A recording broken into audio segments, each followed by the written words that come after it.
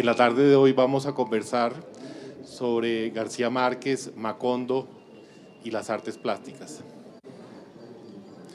Quienes visiten el Museo de Arte Moderno de Cartagena se encontrarán a la entrada, colgado a mano derecha, el texto: "Aquí solo falta un payaso pintado detrás de la puerta", un texto escrito por Gabriel García Márquez, escrito para la inauguración del museo. El autor hace referencia a un payaso de tamaño natural que la pintora cartagenera Cecilia Porras, que ustedes pueden apreciar en las pantallas, pintó en el revés de la puerta de una cantina del barrio de Getsemaní, muy cerca de la calle tormentosa de la Media Luna. Lo pintó con la brocha gorda y los apolines de colores de los albañiles que estaban reparando la casa. Y al final hizo algo que pocas veces hacía con sus cuadros: firmó. Veamos, este es un payaso, por favor, ilustrado por Cecilia Porras. No es exactamente el payaso al que hace referencia Gabriel García Márquez, pero es uno de los tantos payasos que dibujó Cecilia Porras. Cecilia Porras, en 1951, cuando García Márquez daba sus primeros pasos como periodista en el Universal, lo pintó al lado de su amigo Ramiro de la Espriella en un bar de la ciudad, en un lienzo de 74 centímetros por 82. Al terminarlo, tomó unas tijeras y a cada uno le entregó su pedazo de lienzo pintado. La pintura de García Márquez viajó de ciudad en ciudad hasta que un día, una salida apresurada, fue olvidado sobre el escaparate de una habitación en un hotel de Caracas. Este es el retrato de Ramiro de la Espriella. Al lado de Ramiro de la Espriella estaba sentado Gabriel García Márquez en 1951 en un bar de Cartagena. La pintora Cecilia Porras, al terminar el cuadro, lo cortó y le entregó a cada uno su pedazo. El pedazo de García Márquez desapareció. Cecilia Porras fue la primera artista plástica mujer del Caribe colombiano y la primera mujer en visitar la cueva de Barranquilla. Ilustró la cubierta de la primera edición de La Hojarasca, ahí la ven ustedes en las imágenes, publicada en 1955. Igualmente hizo la ilustración y cubierta de la primera edición de Todos estábamos a la espera, de Álvaro Cepeda Zamudio. Está la cubierta de Todos estábamos a la espera en las imágenes. En el mismo artículo sobre el payaso del museo, García Márquez cuenta su primer encuentro con Enrique Grau, a quien conoció, entre comillas, a la salida de un cine en Bogotá, y durante mucho tiempo no hicimos otra cosa que contarnos los argumentos completos de películas que ya habíamos visto, hasta que descubrimos por casualidad que era él quien había ilustrado el primer cuento que yo publiqué en mi vida y que era además el primer cuento que él había ilustrado en la suya. Dice allí también haber conocido a Alejandro Obregón. En esta imagen, en esta fotografía, ustedes pueden ver, es una fotografía tomada en Bogotá. Se encuentran Alejandro Obregón, Cecilia Porras y al fondo el más pequeño, Enrique Grau. En ese mismo momento señala sobre Alejandro Obregón lo siguiente: lo conocí en Barranquilla, en el burdel poblado de tortugas y alcaravanes de Pilar Ternera. Entre los escritores, y particularmente entre García Márquez y los artistas plásticos emergentes de ese momento en el Caribe colombiano, hubo una estrecha relación. Entre 1940 y 1980, expresiones culturales del Caribe colombiano se posicionaron en las culturas nacionales. No solamente fueron las letras, fue la música y fue la plástica. Cristo Hoyos artista plástico de larga trayectoria, historiador y curador del Museo Zenú de Arte Contemporáneo, que actualmente está exponiendo en el Centro Cultural García Márquez del barrio La Candelaria y que ha sido invitado a la próxima Bienal, es una de las personas que va a conversar en esta tarde con nosotros. La otra persona es Álvaro Medina, curador e investigador durante décadas de la plástica del Caribe colombiano, autor de varios grandes libros sobre este momento de la plástica de la emergencia, el momento de la emergencia de la plástica del Caribe colombiano en la plástica nacional. Uno de sus libros es El arte del Caribe colombiano, otro Poéticas visuales del Caribe colombiano.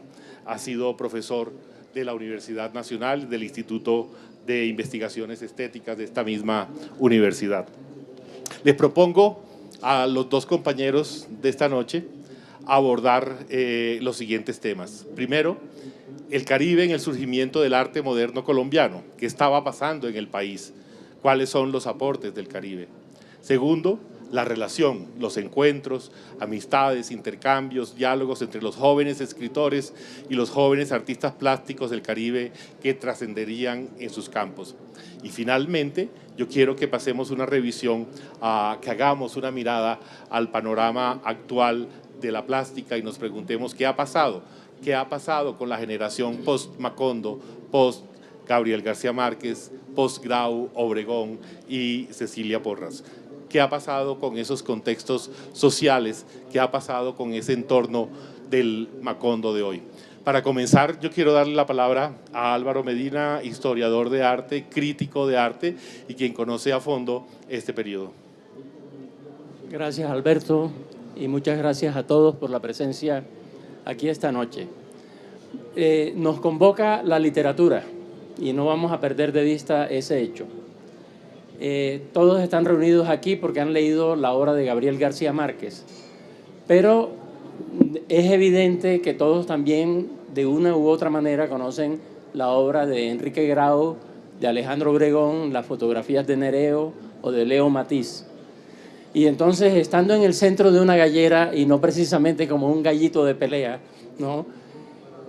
Yo quiero recordar una cosa sobre la imaginación visual de los que fueron amigos de Gabriel García Márquez en Barranquilla y Cartagena. Quiero recordarla de esta manera.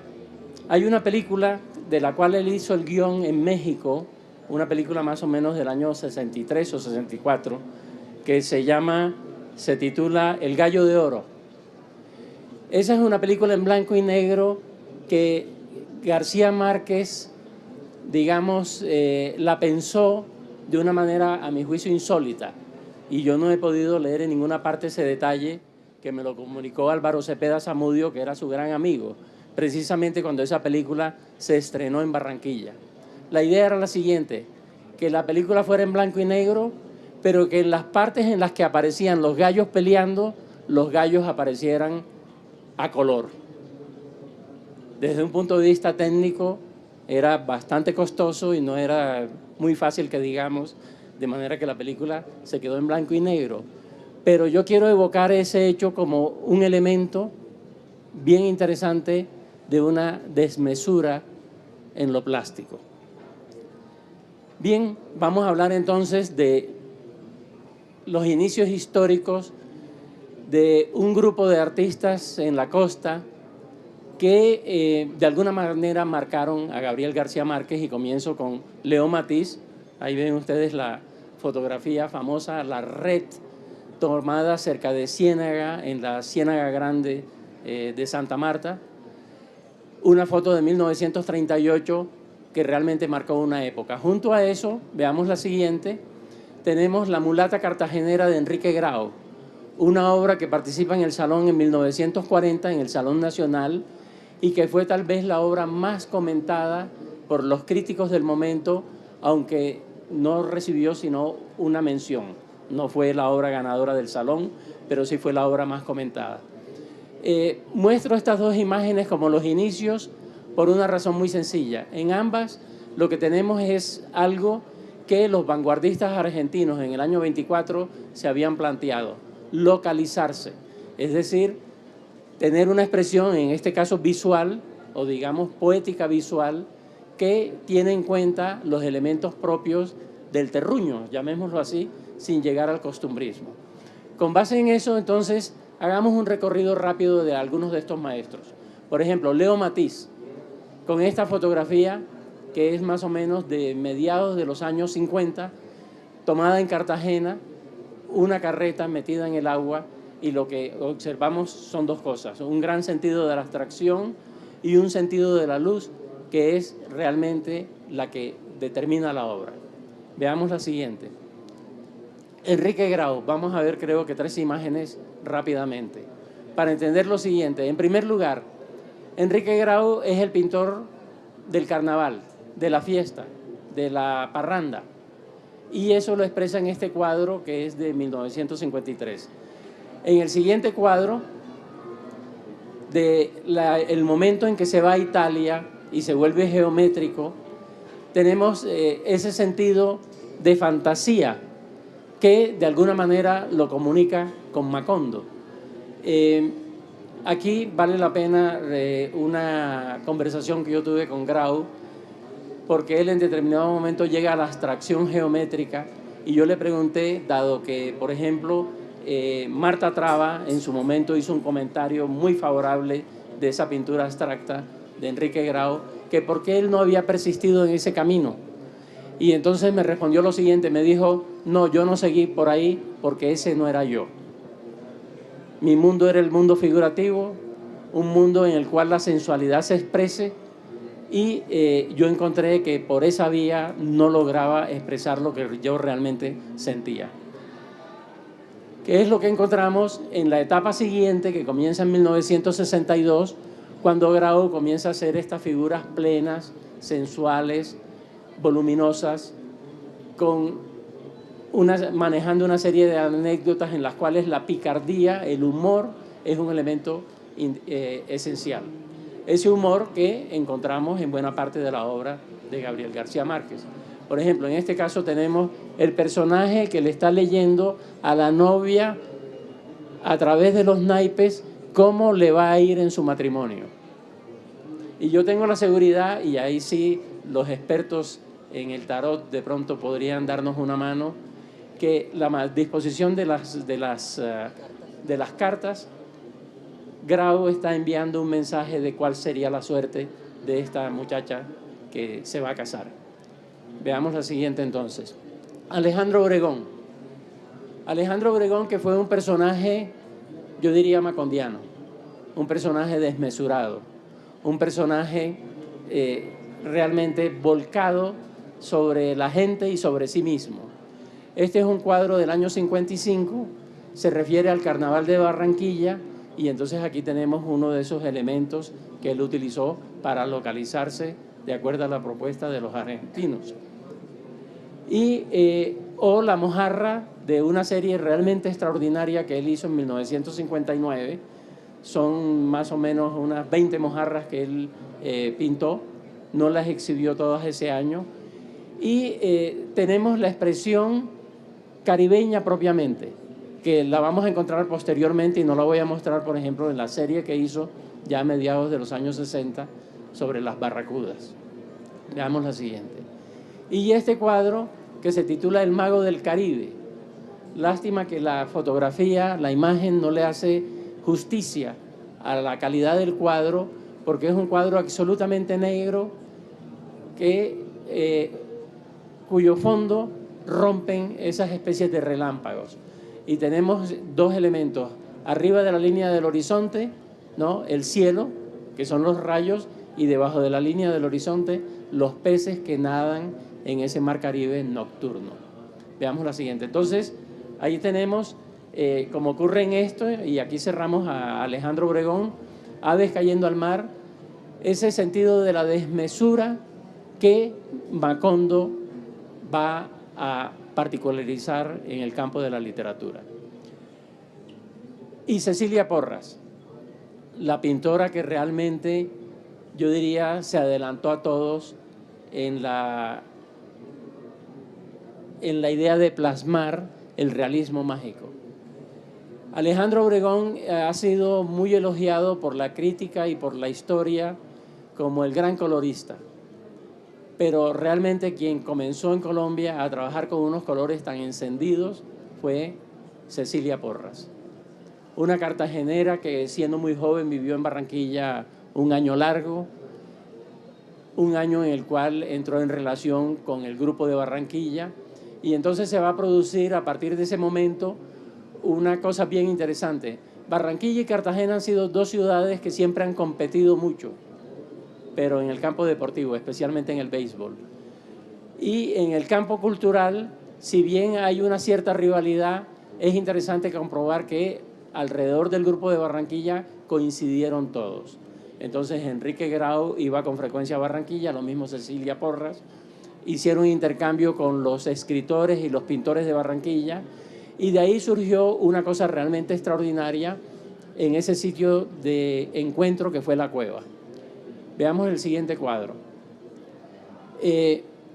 Son obras realizadas coincidiendo con Alejandro Obregón, y produce cierto asombro, por ejemplo, saber una cosa: nacieron en el mismo año.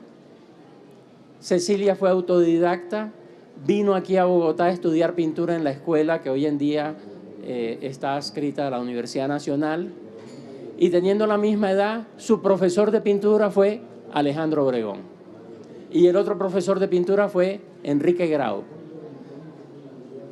Ya se conocían, eran grandes amigos, y algo o mucho aprendió Cecilia Porras de esos dos maestros que eran exactamente de su edad. Veamos la siguiente. Este es un cuadro que se titula Taganga, el pueblito que queda al norte de Santa Marta. Y vemos de qué manera Cecilia se preocupa por hacer como un inventario de ciertos rincones del Caribe, teniendo en cuenta la luz y teniendo en cuenta también una gran fantasía. Trabaja con fantasía. Veamos la siguiente, que se manifiesta especialmente en este cuadro. Ángel Volador, de 1959.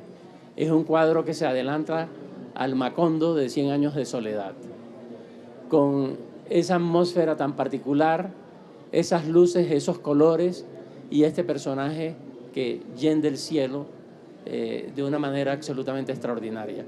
Es tal vez la obra maestra de Cecilia Porras. Veamos la siguiente. Y finalmente tenemos esta vista de Cartagena al atardecer.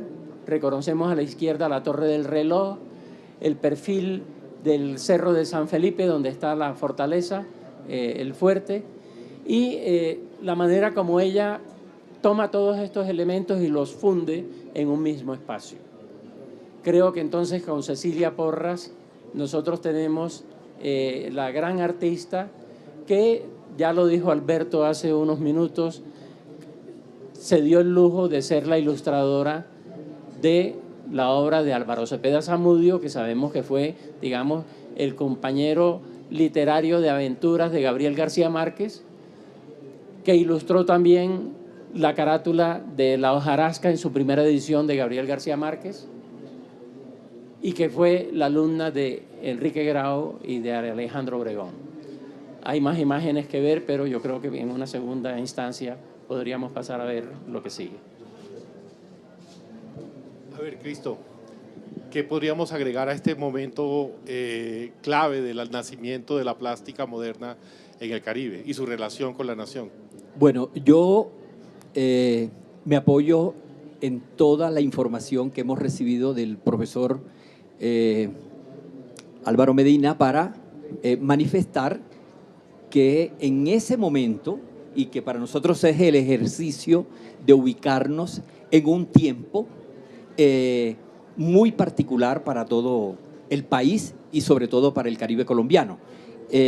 Pesaba, y claro que hace más de medio siglo, en todos los artistas plásticos y en todas las inquietudes intelectuales, mucho el deseo de universalidad y el deseo, a su vez, de identidad.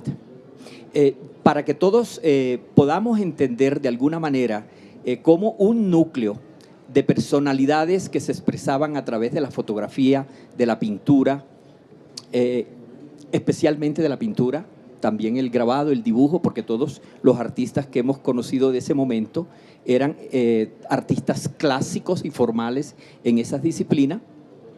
Posteriormente, y si nos venimos a la parte actual, que es de lo que yo quisiera compartir con ustedes, tendríamos que ya pensar en otras disciplinas, en otras técnicas en las cuales nos apoyamos y se están apoyando los artistas contemporáneos 60 años después.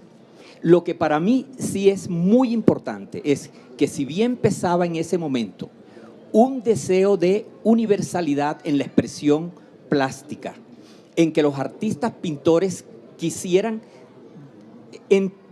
darse a entender de todo el mundo y que lo que expresaran fuera fiel o familiar en todo el mundo, es posible que esa presión no la tengamos los artistas que estamos trabajando actualmente, ya pasado el boom y ya reconocidísimo y configurado lo que significa García Márquez, lo que significa Macondo. O sea que estamos en dos momentos distintos. Si bien en aquella época y en el momento de Grau, de Obregón, de Nereo, de Cecilia, de Figurita, de Noé León, etcétera, pesaba eso en los artistas, nosotros podríamos decir, y además con más liviandad que los escritores, que en nosotros no pesa tanto el mundo garcía-marquiano para nosotros, entre comillas, recrearlo o ilustrarlo, a menos que sea un propósito ya concreto de ilustración. Así que yo partiría de que el Caribe, que ha cambiado, pero que en el fondo sigue siendo lo mismo, y el ejercicio que ustedes tendrán en mente que es, y el Caribe colombiano es lo mismo que Macondo, el mapa de Macondo es el mapa del Caribe colombiano, la cultura, el alma y la forma de vivir en Macondo es la cultura y el alma y la forma de vivir en el Caribe colombiano. Esas serían como algunas premisas que yo traería para que entendiéramos qué tanto tienen los artistas actuales de Gabo y de Macondo y qué tanta distancia nosotros tenemos. Nos pesa menos que lo que le debe estar pesando a muchos escritores posteriores a Gabo, porque es esa fuerza innegable del mundo y de lo real maravilloso y de la magia de Gabo sí pesa más en la literatura que en las artes plásticas. Sin embargo, en el medio literario también viene el ejercicio que hacen los nuevos escritores, cómo supero y voy más allá de Gabo y del realismo mágico. También esa es una presión para ellos. Y entre ellos es normal escuchar lo de matar el padre, que no es otra cosa sino superarlo, reprocesarlo y abordarlo de una manera distinta. Porque el mundo sigue, el Caribe sigue y Macondo también se va a transformar. El Caribe se está transformando. Yo solamente traje unas imágenes que pueden dar cuenta de todos los referentes que hay en el Caribe y que son distintas a las imágenes que estamos acostumbrados de ver en revistas y en publicidad de todos los rascacielos, los conjuntos, los proyectos a orilla del mar, que nos pareciera que nos están informando de otro país, de otro mundo. Sigue siendo el Caribe colombiano. Para nosotros como artistas, si somos coherentes con nuestro tiempo, con nuestro medio y con el momento en que estamos y las realidades en que estamos, que de alguna manera ilustran las imágenes, creo que seguiremos siendo garcía-marquianos y por lo menos macondiano y caribeño. Álvaro, completemos el cuadro de esos 7 grandes artistas del momento germinal. A ver, entonces vamos a seguir con Nereo. Pero a propósito de lo que tú acabas de decir, Cristo, yo creo que hay un elemento que sí en determinado momento une a los escritores y a los pintores, y es la desmesura. Y cuando uso la palabra desmesura, me estoy refiriendo a un texto de Marta Traba por allá del año 60, 62, no recuerdo ahora, en la que ella plantea eso. Por ejemplo, considera que Alejandro Obregón es desmesurado. Y entonces esto nos permitiría a nosotros introducir un matiz ahí que es interesante, que Botero también es desmesurado. Y entonces esa desmesura de Botero, aunque sea paisa, es macondiana. Porque Macondo, al fin y al cabo, es, digamos, una, no sé si decir símbolo, alegoría o metáfora de lo que es América Latina, ¿no?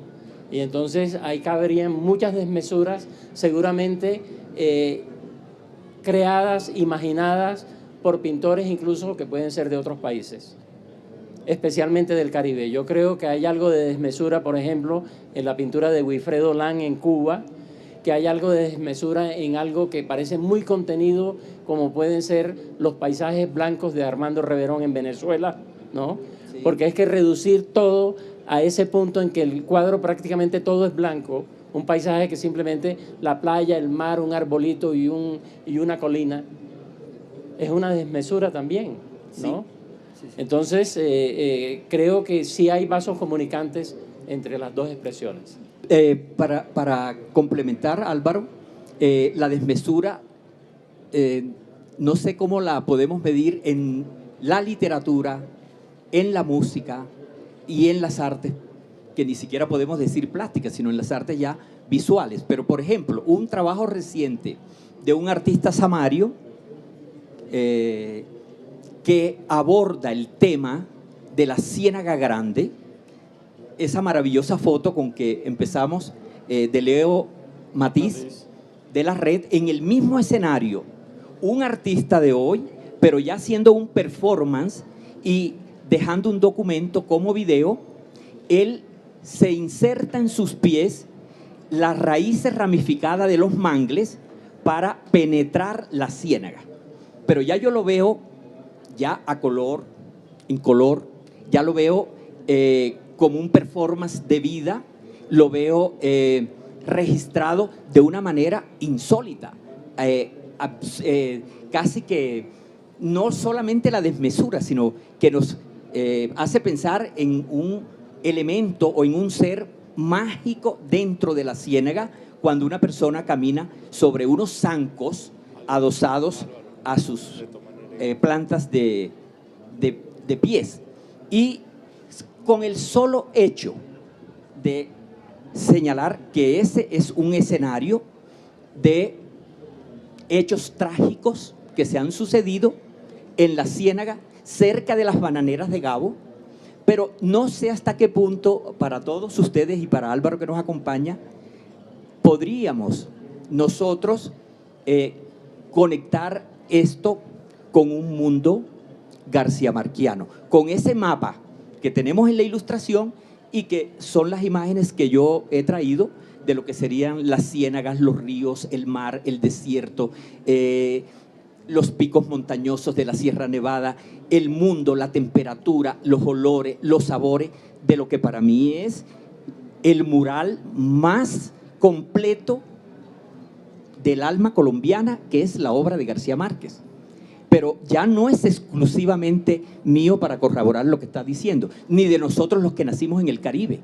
Ya Macondo va más allá de los límites que pueda tener el Caribe, porque ya hay artistas de todo el país y andinos que se pueden estar expresando y que lejos de Colombia todo el mundo puede decir o puede asociar o verlo familiar con la obra garciamarquiana.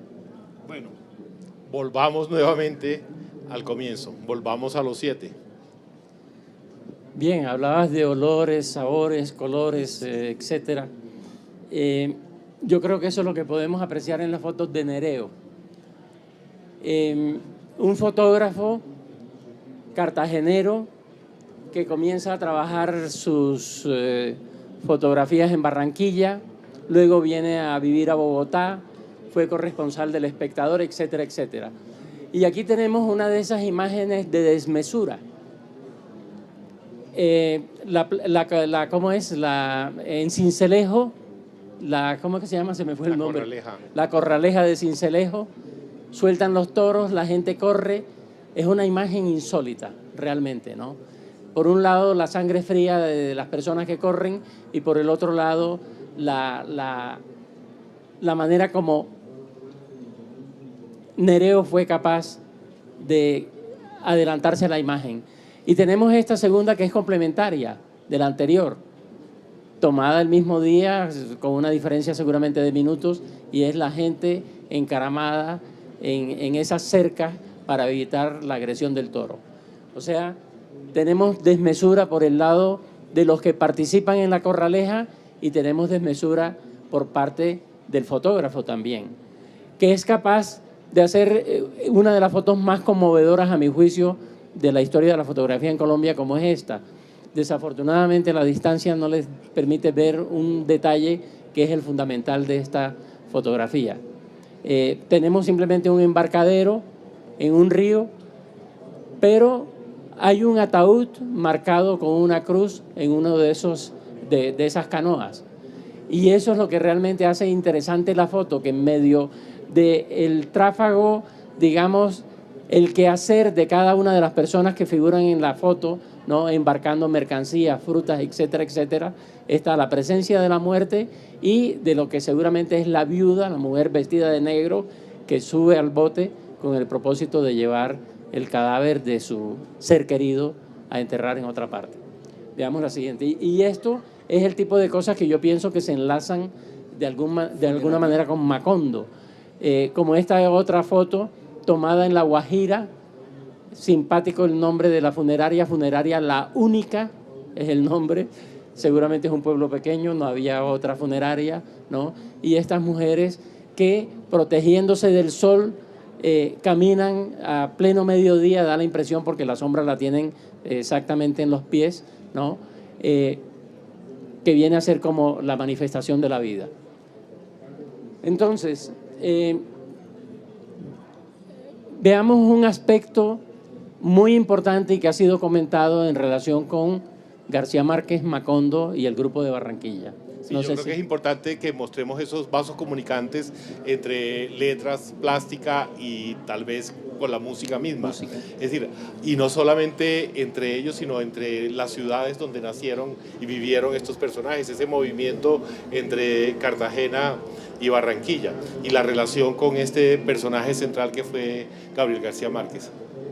A ver, Cristo mencionaba hace un rato algo que es también determinante y es la contraparte de lo que yo he llamado localizarse. Cuando uso ese término simplemente le hago eco a los vanguardistas argentinos de los años 20, pero la contraparte que Cristo mencionaba es la idea de universalidad, o sea, a partir de lo local, cómo se puede hacer una obra que realmente es universal. En este sentido, digamos, en la cueva van a confluir, y esta es una foto más o menos del año 57 o 58, ¿no? En la cueva van a confluir un grupo de pintores y escritores y se va a producir un fenómeno bien interesante y vamos a tratar de ver qué fue lo que ocurrió. Veamos la siguiente, ¿no?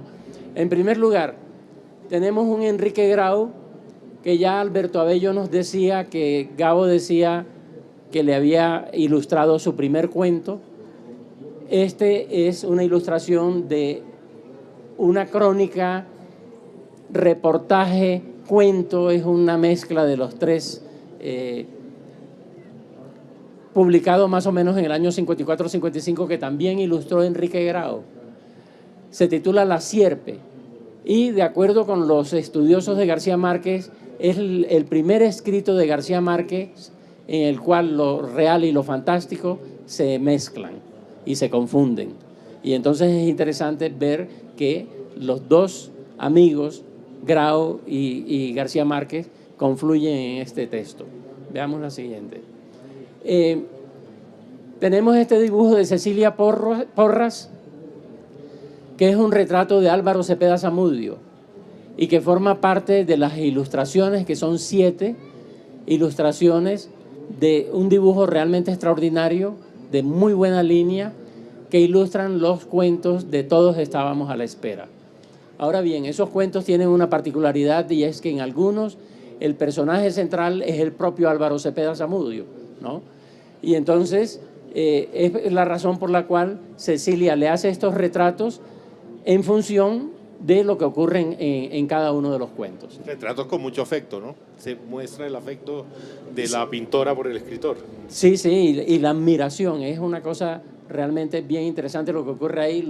Son muchos más dibujos de los que salieron publicados en el libro. Yo conozco por lo menos unos 8 más, ¿no?, que los tiene la viuda de Álvaro Cepeda, Tita Cepeda, en relación con esta experiencia que realmente fue extraordinaria. ¿Qué fue la cueva originalmente? Un lugar de encuentro de cazadores, y eso lo prueba esta foto, que es bien interesante porque aquí vemos a la izquierda al dueño de la cueva, Eduardo Vilá, y a la derecha vemos a Alejandro Obregón. Entonces, se fueron a una ciénaga en la carretera que comunica a Barranquilla con la ciudad de Ciénaga a cazar, llevan al hombro las escopetas. Y entonces esto lo podemos conectar también con esa desmesura que mencionábamos antes. Estos personajes de la cueva eran vitalistas. Cuando yo digo vitalistas, pienso en el vitalismo, por ejemplo, de Maupassant o de Ernest Hemingway. Estos personajes que les interesaba mucho lanzarse a la vida, vivir la vida salvaje, salirse de lo puramente intelectual para tener otro tipo de experiencias vitales. Y entonces esa foto es una buena referencia en relación con eso. Y este es simplemente una tarjetica que tenía el dueño de la cueva, hacía circular, que no alcanzó a leer, pero recuerdo más o menos el texto dice: señora, si usted quiere a su marido, no lo deje ir a la cueva, porque etcétera, etcétera. Es un chiste, simplemente. Parece que Mercedes nunca dejó a Gabo ir a la cueva, porque Gabo dice que nunca fue a la cueva. Fue una sola vez, pero él vivía en Bogotá y es la razón por la cual él no tuvo una presencia en la cueva así muy marcada. El dibujo que ustedes ven arriba es un bodegón de Alejandro Obregón, hecho expresamente para esta tarjeta. Y veamos la siguiente. Vamos a mirar cómo era la cueva por dentro. Tuve la suerte de estar en este sitio, de partir ahí, conocer a todos estos personajes, ¿no? Y vamos a hacer como una panorámica con 4 fotos. Esto es visto desde un punto que en la última foto vamos a ver a Alejandro Obregón sentado. Esta es la pared que sigue, ¿no? Y vemos, perdón, vamos a ver la anterior, esta. Ahí vemos el retrato que Roda le hizo al grupo de Barranquilla.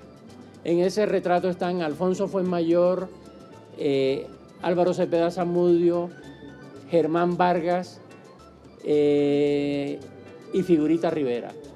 García Márquez no está porque vivía en Bogotá cuando se hizo este retrato y por lo tanto no pudo posarle.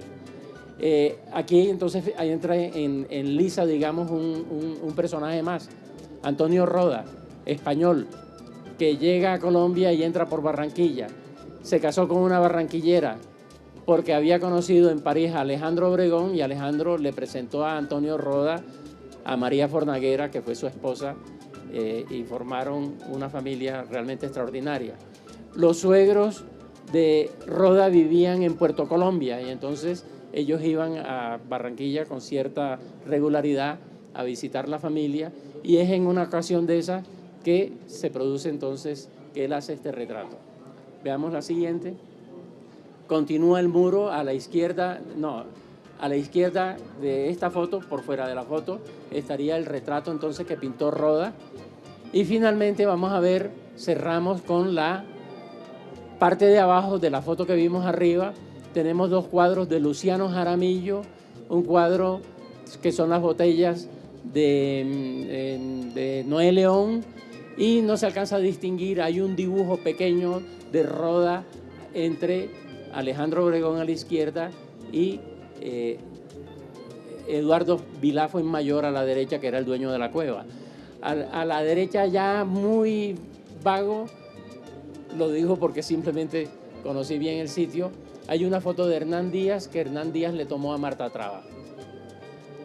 Entonces, a la espalda de los 2 personajes que vimos ahora, por último, el mural que pintó Alejandro Obregón en la cueva. Un mural que todavía está en esas paredes, ¿no? Fue una experiencia que él hizo cuando comenzó a pintar al fresco, no conocía la técnica, no la dominaba, y este fue el primer ensayo que hizo para un mural que pintó en el Banco Popular en el Paseo Bolívar en Barranquilla. Bien, yo creo que con eso tenemos pero yo creo que nos faltan dos personajes importantes. Ya nombraste a uno, Noé León y Figurita. Yo creo que son dos figuras que hay que reconocer dentro de este universo. Bien, entonces, Orlando Figurita es un desconocido, desafortunadamente, porque Figurita murió muy joven en un accidente un sábado de carnaval, y murió más o menos de 38, 39 años, ahora no recuerdo la fecha. Figurita era un personaje realmente popular, un hombre común y corriente, un pintor de cantinas y de prostíbulos. Hacía carrozas de carnaval, ¿no? Hacía carrozas de carnaval, era diseñador y bailarín. Entonces yo escogí este cuadro porque aquí aparecen dos bailarines, pero un bailarín realmente sin haber pasado por una academia, un bailarín profesional, que participó en muchos grupos que llegaban a Colombia y necesitaban bailarines, entonces uno de ellos era Figurita. Tuvo una vida bastante azarosa, conoció el éxito y conoció también la indigencia de llegar a vivir prácticamente con la ropa que tenía puesta y durmiendo en las calles. Aquí lo tenemos en un autorretrato en el cual él aparece, el título dice Marinero de Corea. Se refiere a los veteranos de Corea que habían llegado a mediados de los años 50, después de la guerra, y él se pinta como si fuera un veterano de guerra sin serlo. Ahí tenemos otra desmesura característica del grupo. Y finalmente, el cuadro que Alejandro Obregón pintó en el año 60 de homenaje a Figurita Rivera. A mi juicio, la fotografía, los colores no le hacen justicia al cuadro. Una de las mejores obras de Alejandro Obregón, hay una trompeta, es un bodegón, hay una trompeta en alusión al Figurita bailarín y cantante, y hay una gran mata de marihuana, porque eso fue, la cannabis fue la gran pasión de Figurita toda su vida. Por último, cerramos con Noé León, un pintor primitivo santanderiano que se estableció en la costa cuando era joven, inicialmente en Santa Marta, luego en Ciénaga, en el momento del auge del banano, estamos hablando de los años 20, luego ese auge pasa y él se establece en Barranquilla, va a ser un pintor, y yo lo conocí de esa manera, que hacía sus cuadros, iba de casa en casa vendiéndolos. A mi casa llegó un día, cuando yo estaba en la universidad, a ofrecer sus cuadros a 30 pesos. Estoy echando un cuento del año 61. 30 pesos, eso era mucha plata, ¿no? Y este pintor un día pasa por la cueva, José Gómez Sicre, que era el director de artes plásticas de la OEA en Washington y que era un admirador de pintores primitivos, naif, lo llama, ve los cuadros, le hace unas sugerencias y a partir de ahí Noé León va a ser un pintor realmente reconocido a nivel nacional. Veamos la siguiente. Un pintor que a mi juicio lo que hizo fue pintar lo que él conoció de muy joven cuando sale de Santander y va por el río prácticamente de puerto en puerto y se toma casi un año para llegar a Barranquilla. Y entonces él tiene toda esa experiencia de los puertos, de un río Magdalena que no es el de hoy, que las riberas están prácticamente destruidas, no hay árboles, no hay casi vegetación, sino unas riberas de bosques exuberantes. Yo las conocí de niño, viajando en esos barcos como este, ¿no? Una época en la cual habían, por ejemplo, caimanes en las orillas, ¿no? Y había manatíes. Nada de eso existe hoy, las cosas han cambiado. Y entonces tenemos este Noé León que cuando uno ve sus cuadros se intriga un poco. A mí me intrigaron durante mucho tiempo hasta cuando descubrí cuál era la fuente de inspiración. Él pinta una Barranquilla y un río Magdalena y unos pueblos del río Magdalena que él había conocido siendo muy jóvenes. O sea, él no pinta la contemporaneidad, sino que él pinta lo que recordaba. Álvaro, pero todos sobresalieron en su estilo, se comunicaron entre sí, hubo diálogo entre lo que pintó Cecilia Porras, lo que pintó Obregón, Grau, etcétera. Pero también realizaron cosas conjuntamente, proyectos conjuntos. Ya vimos a Cecilia Porras pintando con todos juntos y embadurnando a Álvaro Cepeda Zamudio en la cueva. En otra ocasión, el padre de Cecilia Porras, que era el presidente de la Academia de Historia de Cartagena, su padre Porras Roconis, le encargó un cuadro para ilustrar la firma del Acta de Independencia de la ciudad de 1811. Y a Cecilia le aburría muchísimo esta obra, realmente no es una de sus obras notables, y convocó a sus amigos y allí llegaron Obregón y Grau a la casa en el Tejadillo y entre todos terminaron rellenando el cuadro y ella firmando el Acta de la Independencia de Cartagena como firmando su cuadro. Hicieron un proyecto muy interesante que está en los orígenes de la cinematografía del Caribe colombiano, como lo es La Langosta Azul. Me gustaría que en este Macondo pudiéramos hablar en algún momento de esa Langosta Azul, Álvaro. A ver, sobre La Langosta Azul hay que decir que es una película un poco como los cuadros de Noé León. Es bastante primitiva, fue hecha con las manos, incluso no con las manos, sino con los dedos, más bien. Y en ella participaron como actores principales Cecilia Porras y Nereo. Nereo al mismo tiempo fue el director de fotografía, cuando era simplemente un fotógrafo de foto fija, ¿no? Se vuelve un camarógrafo, o sea, todo fue improvisado. El guión fue de Álvaro Cepeda. Hay algunos textos que aseguran que Gabriel García Márquez participó. Es absolutamente falso que él haya participado en el guión. Se limitó a leerlo, a hacer unos comentarios y no más, ¿no? Entiendo que ni siquiera puso notas al margen cuando Álvaro Cepeda le manda el guión. Y simplemente quiero, dentro de esa desmesura característica del grupo, llamar la atención sobre un hecho, y es que hay una fotografía de Nereo muy bella. Hizo muy buenas fotos de los, digamos, del rodaje de la película, cuando estaban preparándose y hacían encuentros informales. Y una de esas fotos es Enrique Grau, que también fue actor de la película, pero no principal, ¿no? Enrique Grau y Cecilia están pintando la langosta. Y a mí eso me llama poderosamente la atención y me produce cierta risa en el contexto, por supuesto, desmesurado de lo que es Macondo, porque una película en blanco y negro, ¿qué objeto tenía pintar la langosta de azul? Pues a Grau yo le pregunté de qué color la estaba pintando y me dice, pues claro, de azul, ¿no? Pero, ¿qué objeto tenía? Ninguno, ¿no?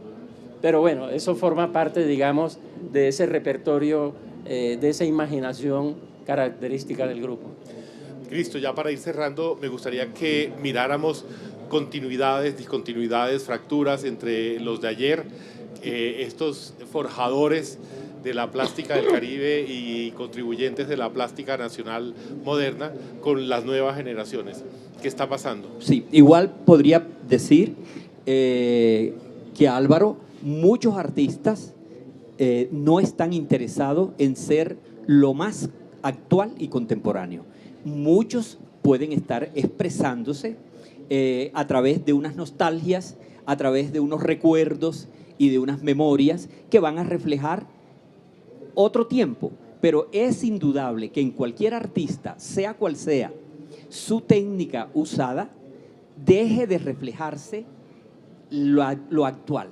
O sea, si Noé León tenía unas referencias porque tuvo la suerte de estar al lado de un grupo excelente de escritores, de intelectuales, de pensadores y de una información maravillosa, porque muchos eran migrantes a una ciudad que era puerto. O sea, el privilegio también de este grupo, a mi juicio, relativamente muy pequeño. Era casi un circuito cerrado de unos pocos artistas, de unos pocos escritores intelectuales, pero que tenían el privilegio de estar en la ciudad puerto del país, donde pudieron ventilarse, donde llegaba la información y les permitió ser, de alguna manera, estar al tanto con lo que pasaba en el mundo, pero ser auténticos caribeños. Eso fue el propósito y creo que son las circunstancias para resaltar. Hoy, los artistas que trabajan en el Caribe colombiano, los artistas del país, porque ya Macondo, la desmesura y el peso del papá, digamos así, el peso del padre, que es Gabriel García Márquez, se siente no en el Caribe, ni solamente en ese Macondo idílico, se siente en América Latina, se siente en todo el país. O sea, ese tema lo abordan cualquier artista colombiano y más allá de Colombia. Para nosotros, cuando salimos con nuestras obras, la gente me puede decir, tú eres, me da la impresión que tus imágenes son brasileras, o me da la impresión de que tus imágenes son mexicanas, tienen carga de humedad. En las imágenes que yo traía, quería, y que están allí, quería resaltar mucho ese contacto con el agua, ese ser caribeño que sin el mar, sin la ciénaga, sin el río, sin todas estas fuentes, pues no seríamos lo mismo, ¿verdad? Entonces, el artista actual en el mundo globalizado no pesa tanto ese lastre, digámoslo así, ni del padre, ni de ser internacional, porque los artistas de hoy son internacionales, están informados. Es mucho más fácil. No es hace 70 años que estábamos trabajando cine en blanco y negro. Es en el mundo de hoy, con toda la información y del cual hacemos parte. Tampoco quiero desvirtuar que quedemos por fuera de lo que se puede llamar la identidad. Eso para mí es algo mucho más profundo, y que en la medida en que hagamos parte de esos desiertos, por ejemplo, de esas imágenes, nosotros seguiremos haciendo parte del mismo mundo, trabajándola con algún rigor, con toda la desmesura. De pronto a algunos no les interesará esa desmesura, sino llegar a un equilibrio perfecto de lo que es la realidad. Y con estas imágenes también podría pensar y proponer que cualquier persona… Es el gallo que falta en esta gallera. Que es el gallo de la gallera. Mire, por ejemplo, estos son artistas totalmente espontáneos que encontramos en las orillas de las carreteras del Caribe colombiano. Eso está encima de un palo de mamoncillo. Este es otro artista que usó las ramas del árbol del totumo para hacer sus imágenes. Y yo creo que cuando termine, me gustaría ver la última imagen para manifestar que si bien un artista del interior del país puede asumir con igual propiedad los ingredientes y los elementos para que su obra se asocie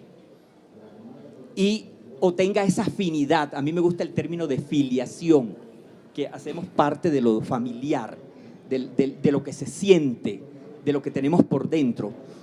Yo creo que con esa imagen podríamos decir que tanto los artistas de América Latina como los de Colombia, como los que estamos en el Caribe colombiano, tendremos la oportunidad y la posibilidad y la libertad de seguir siendo y visto sobre todo por los críticos y por las personas entendidas como que tenemos la misma raíz, venimos del mismo sitio. Yo quisiera, por ejemplo, para esta imagen, un artista totalmente espontáneo, es un campesino de Canutal, a la orilla de los Montes de María, que él expresa, es exagerado por supuesto Álvaro, pero que él expresa 2 goleros encima de un cadáver en una talla de una sola pieza, tamaño natural, y él lo titula Comuneros de los Montes de María. O sea, es otra manera. No sé si esto lo podríamos asociar con esas obras que en aquel momento, o con aquel cuadro famoso del entierro del estudiante, pero esto, por ejemplo, tiene mucho que ver con esa condición espontánea de los habitantes de Macondo o del Caribe colombiano, pero que también lo podemos asumir. O sea, debemos ser, y creo que es lo que estamos constatando, más allá o más acá de Macondo. Correcto. Se ha hablado mucho de unas ideas estereotipadas sobre la estética del Caribe colombiano. El montaje de esta exposición nos dice otra cosa. ¿Qué podríamos decirle a este público que está en la gallera esta noche sobre ese debate que hay entre si hay una idea estereotipada, marcada, por colores, por desmesura, por ruido, por bulla, sonidos, como característica de esa región de Colombia? A ver, a propósito de ruidos y sonidos, van a quedar muy bien ilustrados, yo creo que antes de un año, con una obra que acaba de ganar el premio para un monumento en la rotonda de la 19 con Cuarta es, ahí en la esquina del Colombo Americano. Se la ganó un artista cartagenero que se llama Osvaldo Maciá, que es un artista de bastante recorrido ya a estas alturas, desconocido en Colombia porque trabaja en Londres desde hace más de 20 o 25 años, ¿no? Y es una obra que precisamente rompe con cualquier estereotipo, porque va a ser una columna sonora. Osvaldo Maciá ha trabajado con olores y con sonidos, esas son sus materias primas. O sea, él no trabaja con imágenes, no trabaja con lo visual.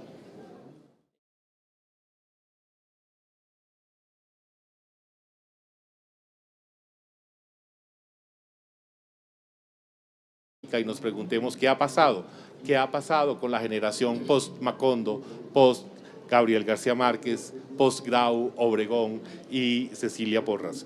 ¿Qué ha pasado con esos contextos sociales? ¿Qué ha pasado con ese entorno del Macondo de hoy? Para comenzar, yo quiero darle la palabra a Álvaro Medina, historiador de arte, crítico de arte y quien conoce a fondo este periodo. Gracias, Alberto, y muchas gracias a todos por la presencia aquí esta noche. Nos convoca la literatura y no vamos a perder de vista ese hecho. Todos están reunidos aquí porque han leído la obra de Gabriel García Márquez, pero es evidente que todos también de una u otra manera conocen la obra de Enrique Grau, de Alejandro Obregón, las fotografías de Nereo o de Leo Matiz. Y entonces, estando en el centro de una gallera y no precisamente como un gallito de pelea, ¿no? Yo quiero recordar una cosa sobre la imaginación visual de los que fueron amigos de Gabriel García Márquez en Barranquilla y Cartagena. Quiero recordarla de esta manera. Hay una película de la cual él hizo el guión en México, una película más o menos del año 63 o 64, que se titula El Gallo de Oro. Esa es una película en blanco y negro que García Márquez, digamos, la pensó de una manera, a mi juicio, insólita. Y yo no he podido leer en ninguna parte ese detalle que me lo comunicó Álvaro Cepeda Zamudio, que era su gran amigo, precisamente cuando esa película se estrenó en Barranquilla. La idea era la siguiente, que la película fuera en blanco y negro, pero que en las partes en las que aparecían los gallos peleando, los gallos aparecieran a color. Desde un punto de vista técnico era bastante costoso y no era muy fácil que digamos, de manera que la película se quedó en blanco y negro. Pero yo quiero evocar ese hecho como un elemento bien interesante de una desmesura. Fue olvidado sobre el escaparate de una habitación en un hotel de Caracas. Este es el retrato de Ramiro de las Priella. Al lado de Ramiro de las Priella estaba sentado Gabriel García Márquez en 1951 en un bar de Cartagena. La pintora Cecilia Porras, al terminar el cuadro, lo cortó y le entregó a cada uno su pedazo. El pedazo de García Márquez desapareció. Cecilia Porras fue la primera artista plástica mujer del Caribe colombiano y la primera mujer en visitar la cueva de Barranquilla. Ilustró la cubierta de la primera edición de La Hojarasca Ahí la ven ustedes en las imágenes, publicada en 1955. Igualmente hizo la ilustración y cubierta de la primera edición de Todos estábamos a la espera, de Álvaro Cepeda Zamudio. Está la cubierta de Todos estábamos a la espera en las imágenes. En el mismo artículo sobre el payaso del museo, García Márquez cuenta su primer encuentro con Enrique Grau, a quien conoció, entre comillas, a la salida de un cine en Bogotá, y durante mucho tiempo no hicimos otra cosa que contarnos los argumentos completos de películas que ya habíamos visto, hasta que descubrimos por casualidad que era él quien había ilustrado el primer cuento que yo publiqué en mi vida y que era además el primer cuento que él había ilustrado en la suya. Dice allí también haber conocido a Alejandro Obregón. En esta imagen, en esta fotografía, ustedes pueden ver, es una fotografía tomada en Bogotá. Se encuentran Alejandro Obregón, Cecilia Porras y al fondo el más pequeño, Enrique Grau. En ese mismo momento señala sobre Alejandro Obregón lo siguiente.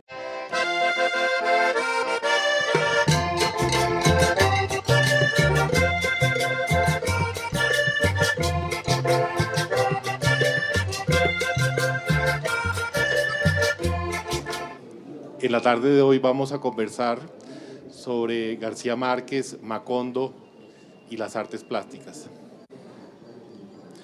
Quienes visiten el Museo de Arte Moderno de Cartagena se encontrarán a la entrada, colgado a mano derecha, el texto: aquí solo falta un payaso pintado detrás de la puerta. Un texto escrito por Gabriel García Márquez, escrito para la inauguración del museo. El autor hace referencia a un payaso de tamaño natural que la pintora cartagenera Cecilia Porras, que ustedes pueden apreciar en las pantallas, pintó en el revés de la puerta de una cantina del barrio de Getsemaní, muy cerca de la calle tormentosa de la Media Luna. Lo pintó con la brocha gorda y los apolines de colores de los albañiles que estaban reparando la casa. Y al final hizo algo que pocas veces hacía con sus cuadros: firmó. Veamos, este es un payaso, por favor, ilustrado por Cecilia Porras. No es exactamente el payaso al que hace referencia Gabriel García Márquez, pero es uno de los tantos payasos que dibujó Cecilia Porras. Cecilia Porras, en 1951, cuando García Márquez daba sus primeros pasos como periodista en el Universal, lo pintó al lado de su amigo Ramiro de la Espriella en un bar de la ciudad, en un lienzo de 74 centímetros por 82. Al terminarlo, tomó unas tijeras y a cada uno le entregó su pedazo de lienzo pintado. La pintura de García Márquez viajó de ciudad en ciudad hasta que un día, una salida apresurada en lo plástico. Bien, vamos a hablar entonces de los inicios históricos de un grupo de artistas en la costa que de alguna manera marcaron a Gabriel García Márquez, y comienzo con Leo Matiz. Ahí ven ustedes la fotografía famosa, la red tomada cerca de Ciénaga, en la Ciénaga Grande de Santa Marta. Una foto de 1938 que realmente marcó una época. Junto a eso, veamos la siguiente, tenemos La mulata cartagenera de Enrique Grau, una obra que participa en el Salón en 1940, en el Salón Nacional, y que fue tal vez la obra más comentada por los críticos del momento, aunque no recibió sino una mención. No fue la obra ganadora del Salón, pero sí fue la obra más comentada. Muestro estas dos imágenes como los inicios por una razón muy sencilla. En ambas lo que tenemos es algo que los vanguardistas argentinos en el año 24 se habían planteado: localizarse, es decir, tener una expresión, en este caso visual, o digamos poética visual, que tiene en cuenta los elementos propios del terruño, llamémoslo así, sin llegar al costumbrismo. Con base en eso, entonces, hagamos un recorrido rápido de algunos de estos maestros. Por ejemplo, Leo Matiz, con esta fotografía que es más o menos de mediados de los años 50, tomada en Cartagena, una carreta metida en el agua, y lo que observamos son dos cosas: un gran sentido de la abstracción y un sentido de la luz, que es realmente la que determina la obra. Veamos la siguiente. Enrique Grau, vamos a ver creo que 3 imágenes rápidamente, para entender lo siguiente. En primer lugar, Enrique Grau es el pintor del carnaval, de la fiesta, de la parranda, y eso lo expresa en este cuadro que es de 1953. En el siguiente cuadro, el momento en que se va a Italia y se vuelve geométrico. Lo conocí en Barranquilla, en el burdel poblado de tortugas y alcaravanes de Pilar Ternera. Entre los escritores, y particularmente entre García Márquez y los artistas plásticos emergentes de ese momento en el Caribe colombiano, hubo una estrecha relación. Entre 1940 y 1980, expresiones culturales del Caribe colombiano se posicionaron en las culturas nacionales. No solamente fueron las letras, fue la música y fue la plástica. Cristo Hoyos, artista plástico de larga trayectoria, historiador y curador del Museo Zenú de Arte Contemporáneo, que actualmente está exponiendo en el Centro Cultural García Márquez del barrio La Candelaria, y que ha sido invitado a la próxima Bienal, es una de las personas que va a conversar en esta tarde con nosotros. La otra persona es Álvaro Medina, curador e investigador durante décadas de la plástica del Caribe colombiano, autor de varios grandes libros sobre este momento de la plástica de la emergencia, el momento de la emergencia de la plástica del Caribe colombiano en la plástica nacional. Uno de sus libros es El arte del Caribe colombiano, otro Poéticas visuales del Caribe colombiano. Ha sido profesor de la Universidad Nacional, del Instituto de Investigaciones Estéticas de esta misma universidad. Les propongo a los dos compañeros de esta noche abordar los siguientes temas. Primero, el Caribe en el surgimiento del arte moderno colombiano. ¿Qué estaba pasando en el país?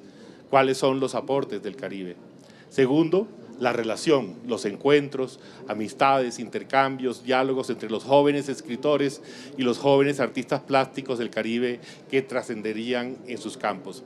Y finalmente, yo quiero que pasemos una revisión, que hagamos una mirada al panorama actual de la plástica.